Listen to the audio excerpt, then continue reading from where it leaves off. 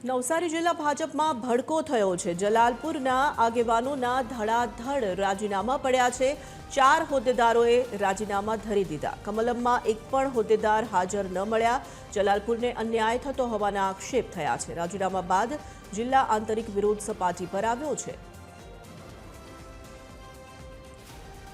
તો જલાલપુરને અન્યાય થતો હોવાનો આક્ષેપ જે છે તે છેલ્લા કેટલાય સમયથી ચાલી રહ્યો છે। એક બાદ એક રાજીનામાથી જિલ્લા આંતરિક વિરોધ જે છે તે સપાટી પર આવ્યો છે। નવસારી જિલ્લા ભાજપમાં ભડકાના સમાચાર સામે આવી રહ્યા છે। જલાલપુર વિસ્તારના આગેવાનોએ એક સાથે રાજીનામા ધરી દીધા છે।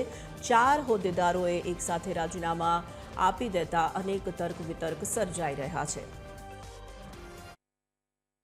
મને એવું લાગે છે કે જે વિસ્તાર અમારો જલાલપુર મત વિસ્તાર સીડી પટેલનો જે સમય હતો, કોંગ્રેસનું શાસન હતું, એમાંથી મુક્ત કરાવીને આરસી પટેલ સાહેબ ખૂબ મહેનતથી આ પ્રદેશને ભાજપયુક્ત બનાવેલો છે, કોંગ્રેસ મુક્ત કરીને।